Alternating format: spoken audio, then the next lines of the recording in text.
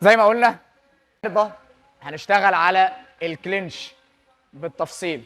اللي مش فاهم ايه هو الكلينش، هي فكره ان احنا بنشتغل على مهاره من مهارات الدفاع، بس مهاره تتعمل يعني زي نظام تريك شويه، يعني مش دفاع صريح قد ما انه هو فكره تكتيف الخصم، ان انا اكتف الخصم اللي قدامي.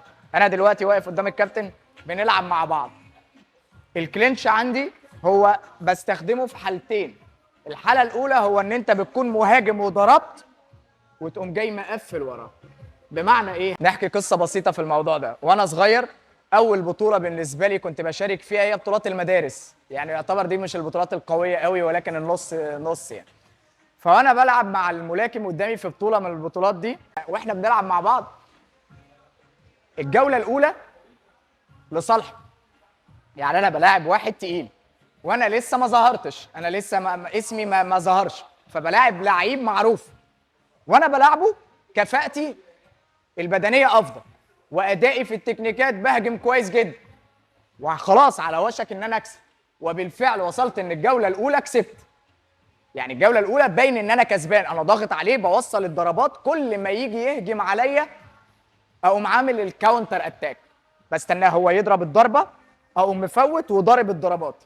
يبقى انا بستخدم دلوقتي مهاره الايه؟ الكاونتر اتاك، مستني مستني مستني، اول ضربه هوب بام بام بام اضرب الضربات بتاعتي واجيب البوينتس. دخلنا الجوله الثانيه، الماتش بدا يتغير. ليه؟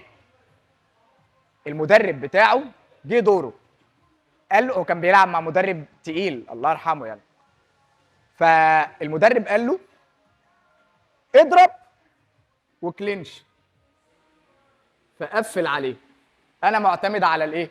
الكاونتر اتاك، فهو لما جه يهجم وانا بعمل كاونتر اتاك هو قفل، فاتاخد البوينتس بتاعته اللي مهاجم بيها واتقفل عليا الاداء. يبقى كده الكلينش هو اللي كسب بيه الماتش، هو اللي قدر يقلب بيه مباراه. ده اللي انا بحكي القصه عشان نوصله، ان انت بالكلينش ممكن تقلب مباراه بس تطبقه صح. يعني ايه تطبقه صح؟ الكلينش ان انا مش الملاكم قدامي واخش اعمل له كده كده كل سنه وانت طيب، انت تحذير في تحذير في انذار في طرد شطب بره الماتش، لان مفيش في البوكس انك تحضن. تمام؟ يبقى انا دلوقتي الكلينش هو ان انا داخل بام بام بام بس خلاص جت نعمه، دخلنا في بعض التحام صريح. تمام؟ طيب الفكره هنا اللي احنا القصه اللي انا قلتها هي فكره ان انت لازم تفهم انت بتعمل ايه او بيتعامل معاك ايه على الحلقه. انت لازم تكون واعي انك ازاي ممكن تقلب المباراه، وان لو ضاعت منك جوله في الاول فهو عادي انت تقدر تعوضها. فهمت الفكره؟ يبقى استخدم المهارات او اسمع لكلام المدرب بتاعك، لانه هو واعي هو ايه اللي قلب الماتش التاني اللي انا كنت بلعبه وانا لسه مبتدئ، مع ان انا كنت شجاع وداخل وبضرب ومتفوق. ايه اللي خلى التاني يكسب؟ انه استمع لكلام مدربه.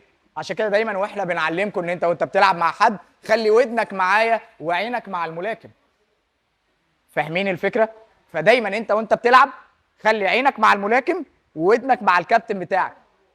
بعد الماتش ده اتعلمت ان ازاي ان الكلينش ممكن يفرق معايا، وامتى استخدمه وامتى اطور من نفسي في الاداء بتاعه. يعني هي دي الفكره انك لازم دايما تعلمها، ان مفيش ماتش يعدي عليك هباء.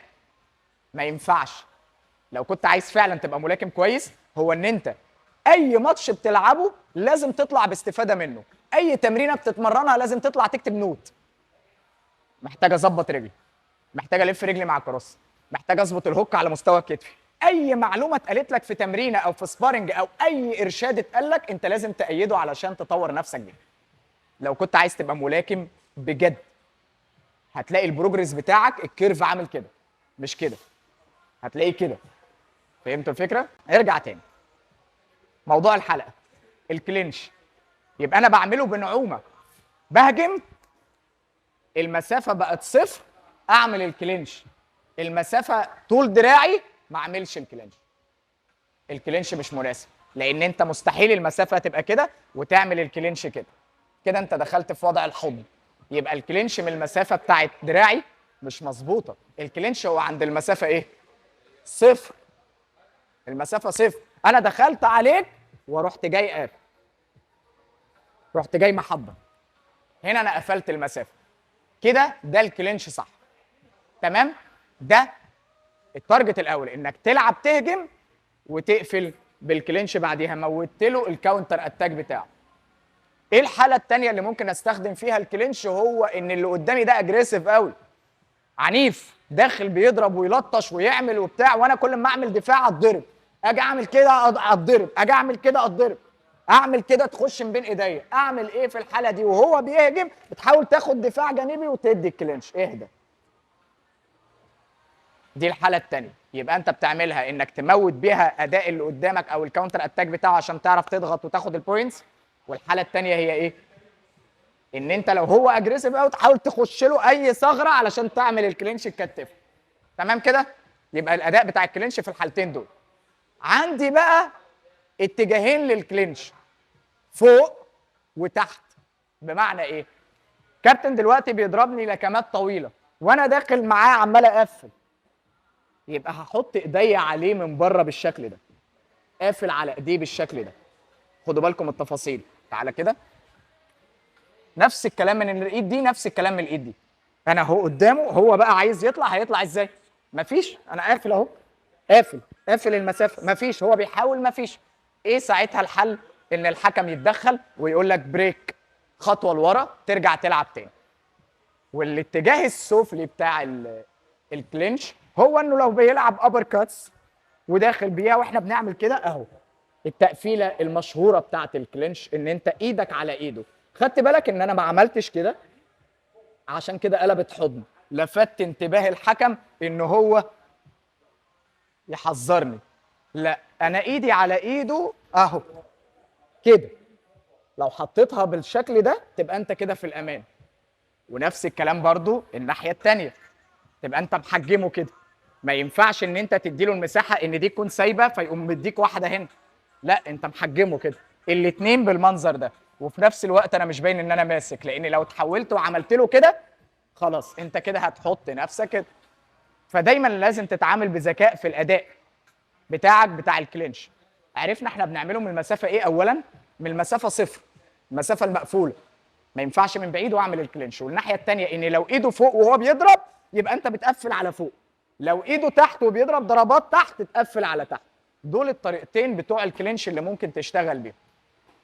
اتفقنا؟ هنبدا دلوقتي نشتغل على الجزء العلوي الاول مع بعض، 1 تو 1 بوكسنج سكول، وبعدين بعد كده نشتغل على الجزء السفلي. تمام؟ في حد قبل ما نبدا عنده اي استفسار مش فاهمه في موضوع الكلينش؟ تمام؟ نبدا؟ اوكي.